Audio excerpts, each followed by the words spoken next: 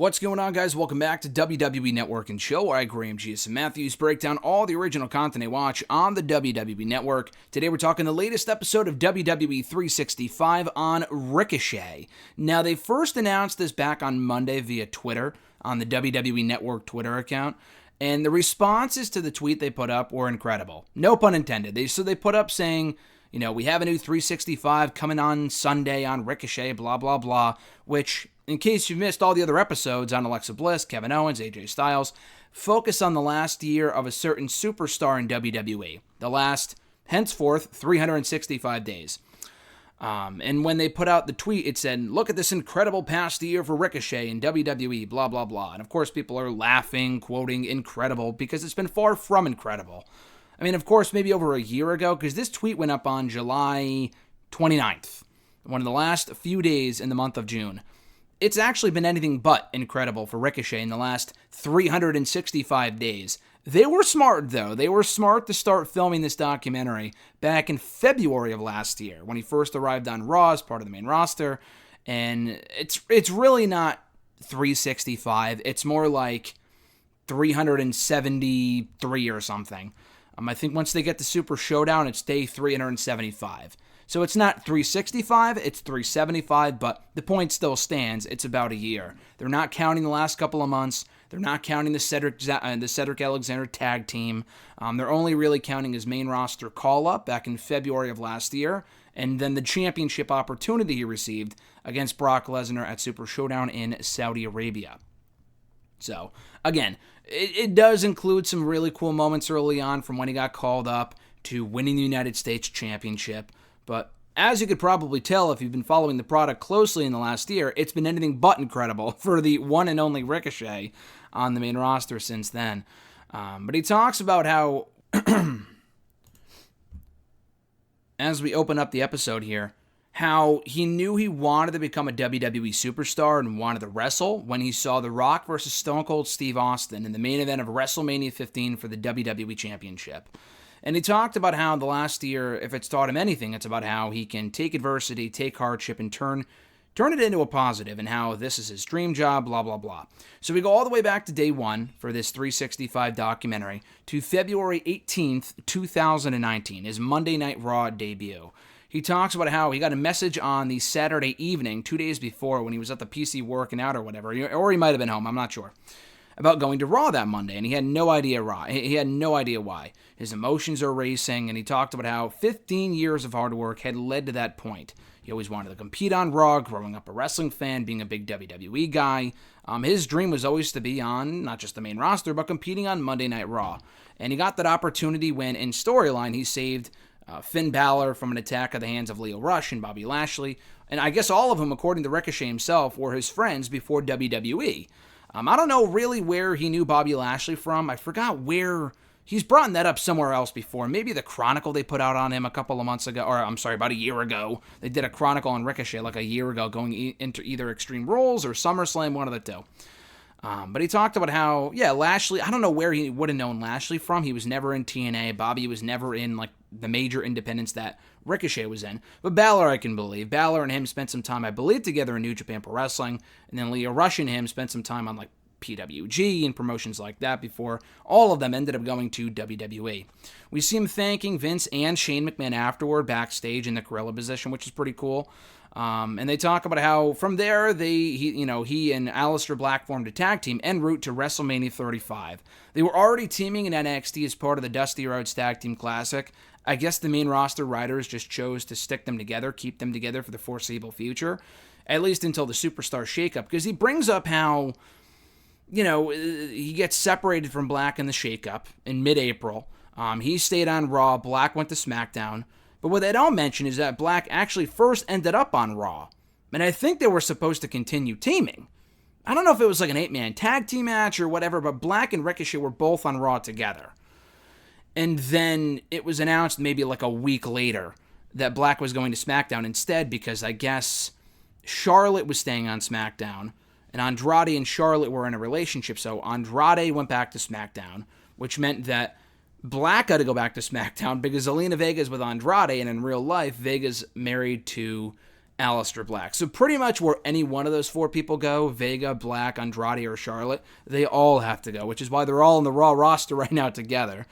But anyway, so they bring that up, how they've been teaming en route to WrestleMania 35 on the road to WrestleMania. And during that period, there were very few stars that were hotter than Ricochet and Aleister Black, because they were working all 3 shows, having great matches on all 3 shows as a tag team. They were working Raw every week. They were working SmackDown every week. They were still working the NXT tapings. I don't know if they were still doing the NXT house shows, I would imagine. So it was a lot. But he grew up in Kentucky, and to kind of recap that journey, how he brings up how his girlfriend at the time was about to break up with him because he couldn't pay for his bills at the time because all he was doing was wrestling or whatever. And he almost considered quitting it altogether. He almost quit wrestling altogether to go back to whatever he was doing before in a warehouse or just a regular 9-to-5 job because he couldn't pay for the bills. And eventually the wrestling thing paid off. He worked for all these promotions and ended up joining NXT in 2018. And they recap all of this because at TakeOver New York, when he and Black get their opportunity to compete for the NXT Tag Team titles against the Viking Raiders, that's their last night in NXT. And he brings up how it's a brotherhood backstage. He's really close with a lot of the people in NXT, but it's time to say goodbye. Triple H actually tells Ricochet before they're about to go out for their match, he's like, take a minute after the match to really soak it in from the audience. Like most NXT stars do if they get an inclination that they're on their way out, that this might be their final night. Shinsuke Nakamura got that after he failed to regain the NXT Championship back at TakeOver, Orlando, a number of years ago. Asuka's gotten that treatment before, and a number of others as well. So they have the match. It's an amazing match. Of course, he and Aleister lose. In fact, they lost, I think, all of their matches in the span of a week, failing to win the NXT, Raw, and SmackDown Tag Team Championships, which is quite the impressive feat, albeit a sad fact. They couldn't win any of those matches. But anyway, so we saw Shawn Michaels afterward, which meant the world to him, and Shawn Michaels was kind of giving him some advice, and he got to learn under Shawn while he was in NXT, which was really cool for him. So fast forward to day 49, which is the next day, which is WrestleMania Sunday. He says that anything is possible, meaning that he started out as a kid in the indie scene, just being a wrestling fan, and now he's in WWE living out his dream. But he talks about how when he made his entrance towards the ring at WrestleMania, he really took it all in upon entering that arena, that massive arena in MetLife. Of course, I was there. I was fucking blanking on the name for a second, but MetLife in New Jersey, not New York. It was fucking New Jersey. Soaking in the atmosphere, soaking in the energy, soaking in the audience, everything that made that WrestleMania moment a WrestleMania moment. Shawn Michaels came up to him afterward after they lost, again, failing to win the SmackDown Tag Team titles. And I said that the next night, accidentally earlier, it was actually 2 days later. This takeover was on the Friday. WrestleMania was on Sunday. But, that's really neither here nor there. Shawn Michaels again came up to him afterward while he was talking to the cameras. And I've already seen this footage before. I'm not sure if it was included in his Chronicle last year, but they definitely featured it in the WrestleMania 24 on New York that came out a couple of months ago. So I feel like a lot of the footage from his debut up until this point, we've already seen a bunch already, whether it was a part of his Chronicle or another video or a day of or a 365. I definitely feel like I've seen this stuff before. Again, it's really not that big of a deal, but a lot of the content was rehashed, and if you've seen all that other content like I have, then it really isn't anything new. But he does bring up, and I don't think I've seen this before, how his brother and his girlfriend were there. Not Ricochet's girlfriend, which would have been at the time, I believe, Casey Catanzaro. Yeah, I believe they were dating at that time. Actually, they were dating at that time. Not her, but the brother's girlfriend, I guess, were there, and that really meant a lot to him. And he said you couldn't ask for anything better than that. Fast forward to day 57, Raw, April 15th, 2019, officially drafted to the Raw roster as part of the Superstar Shakeup. Black drafted to SmackDown, as I talked about earlier. It was a whirlwind of a day for him because he found out right before he was about to go out, or earlier that day or whatever, from his mom that his childhood home, the house that his mom still lived in to that day, burned down the night before. I guess they use, I don't know a ton about this, but he was talking about how they use kerosene heaters growing up. I guess it's the cheapest option or something. For a reason, because they're not entirely safe, I guess, if the woman's house burned down. But they went off to the movies, the heaters were on, and the house burned down while they were gone. Thankfully, no one was inside, but they did lose everything. I don't think they lost any pets like Jeff Hardy did when his house burned down a number of years ago. Thankfully, I don't think anyone was hurt, but it was still, it's scary. I mean, the whole house went up in flames, all your shit's gone. and that really sucked. I remember that because I remember Ricochet putting up like a GoFundMe for it or something like that at the time, and hopefully she was able to get everything back on track after that. But yeah, so they show Ricochet failing at Money in the Bank, failing to become Mr. Money in the Bank at the pay-per-view. But at day 26 at the Stomping Grounds pay-per-view, the first and only, the one and only Stomping Grounds pay-per-view, no pun intended, or actually pun intended there, he got a shot to compete for the United States Championship, a title that most of his idols have held from, they show Goldberg. I'm not exactly sure if Goldberg's an idol of his, but Eddie Guerrero, John Cena, people like that. And now having won the championship from Samoa Joe that night, he's now a part of history, and no one can ever take that away from him. And it really was a great match. I wrote for Bleacher Report on Friday about the top 10 best United States Championship matches in the last decade. I think I put that at like either 4 or 5. It was a really good match, maybe 6, but yeah, Joe and Ricochet had a great match that night at the Stomping Grounds pay-per-view. So day 127, the very next night on Raw, June 24th, 2019, gets the nameplates put on the championship belt, living on Cloud 9, and that's when his feud with AJ Styles started. So he brings up how he's always looked up to AJ Styles. They had one match previously, I think at HOG Wrestling House of Glory. I forgot when that would have been, but Ricochet had hair at the time, so probably like 2014, 2015. After AJ lost, or not lost, but left TNA. So they started their feud at the Extreme Rules pay-per-view. Ricochet drops the United States Championship after only, 3 weeks to AJ Styles. And that really sucked. And they had a good match. They had a series of good matches that summer on TV and on pay-per-view. But, his run was cut way too short. And he brings up how about, he's going to bounce back. We hear from Kofi. Kofi goes on this, long diatribe about how Ricochet is going to bounce back. He's going to ricochet back like a friggin' basketball. I forgot what he said. He referenced something specifically, not a baseball, but something like that, that you bounce back from. And it was just hilarious. He's slowly walking further and further away from Ricochet, and he's still talking to him in the hallway. It was just great.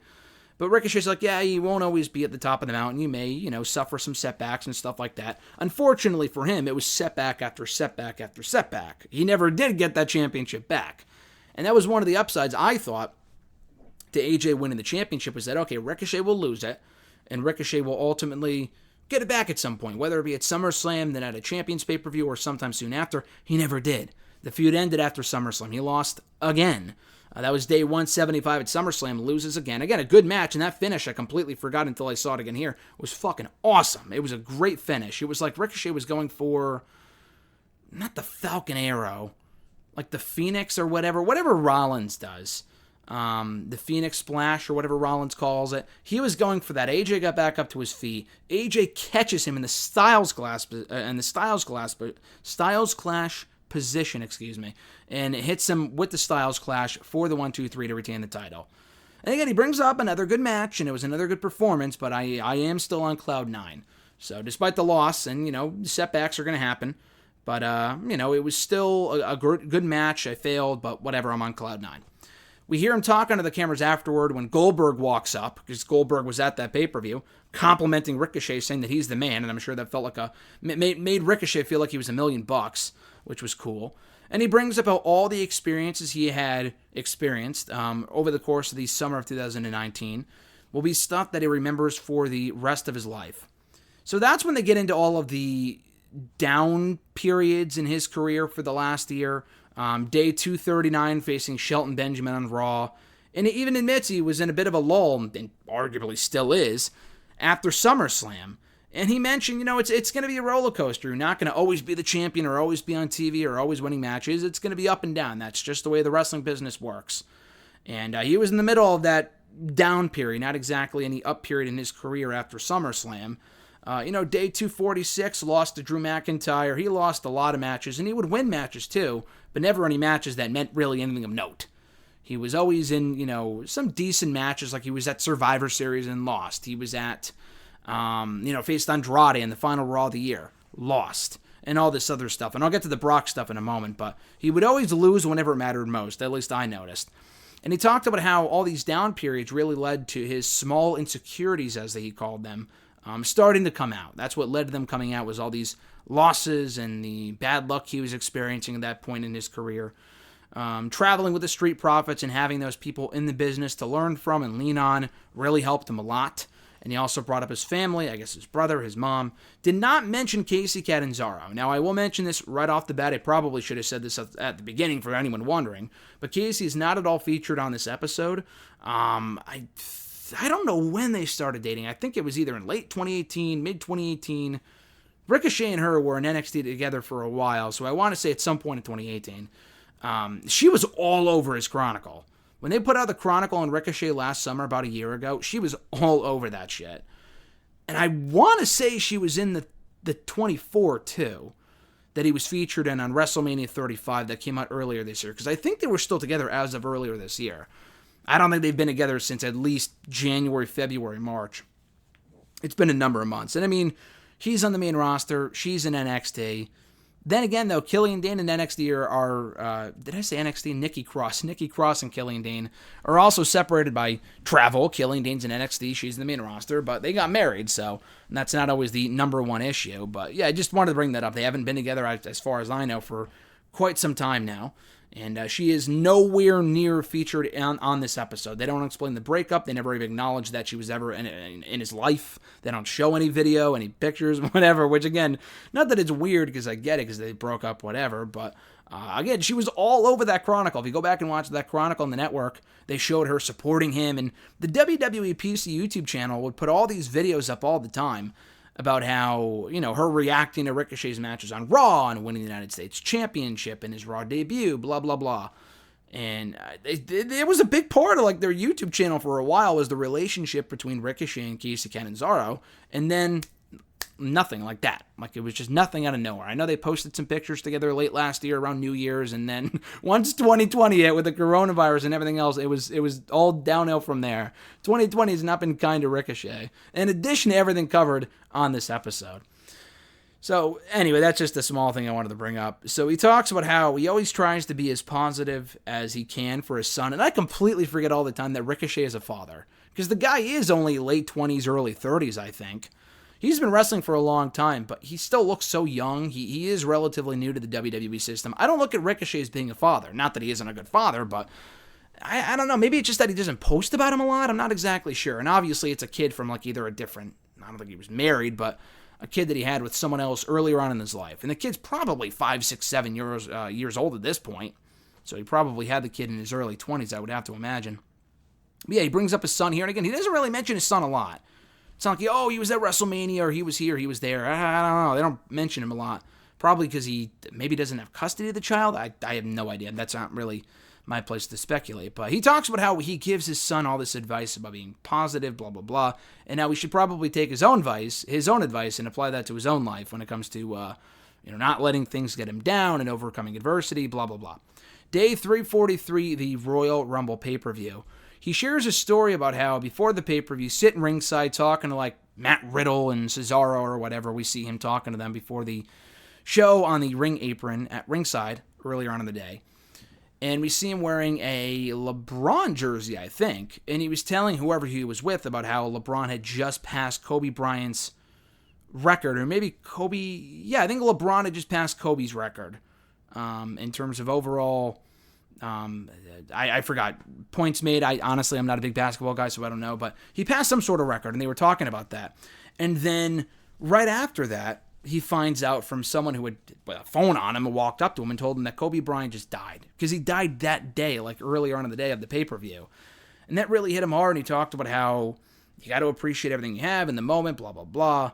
And, it's interesting how big of an influence I think Kobe Bryant was on the careers and just personal lives of a lot of people in wrestling. Undertaker talked about Kobe Bryant quite a bit too, and I think that fifth and final episode of The Last Ride, he was doing the Kobe shot, which was kind of funny. But on a serious note, he was also talking about how, seeing Kobe die and, with his daughter and the fact that he was, not that he wasn't with his family all the time. I think Kobe's been done with basketball for a while now, but it really emphasized that he should be with his family more, which kind of contributed to the decision to not wrestle anymore after WrestleMania 36. And then we hear this story, and it really goes to show how much of an influence Kobe Bryant had on a lot of people in the professional wrestling world. So anyway, he talked about how he was in the ring that night at the Rumble with Drew, with Brock. Wasn't successful, of course, but he did play a hand in eliminating Brock Lesnar from the match at the hands, or boots rather, of Drew McIntyre. That was a cool moment for him to be in the Rumble, share that ring with two top stars in Drew and Brock, who would go on to main event WrestleMania that year. And that was when his momentum, you noticed, started to climb right back up again. Day 351, Raw, February 3rd, 2020. That's where he became the number one contender to the WWE title at Super Showdown by beating Seth Rollins and Bobby Lashley in a triple threat match. Day 375, the Super Showdown pay-per-view itself. He talked about how he already won. Win, lose, or draw. Regardless of the outcome of the match, he already won. Being a part of as grand of a stage as that was at Super Showdown. Granted, it's no WrestleMania, but it might as well have been.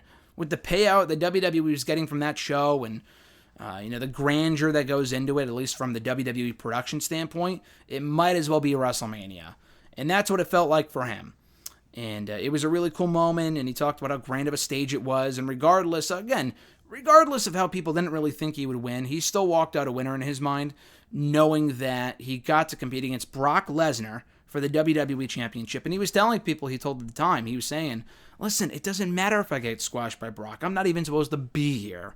I should have never been here to begin with. And that's a good attitude to have, but you should also, he kind of does that here, I was going to say, that he's not all like, oh, at least I'm here, I'm happy to be here, blah, blah, blah. He's not content because he's clearly striving for more success. Because he even says, did the match happen the way that I wanted it to happen? No. Did I really get to show off what I'm capable of? No, but this is far from I'm far from done. This is my first year here, blah, blah, blah. But he does say that the match was essentially a glorified squash, and that the match should not have been as one-sided as it was, and he was kind of disappointed in his performance. Not that the match sucked, but the way that it was booked, it did him no favors. They could have put Zack Ryder in there, and it would not have made a lick of a difference.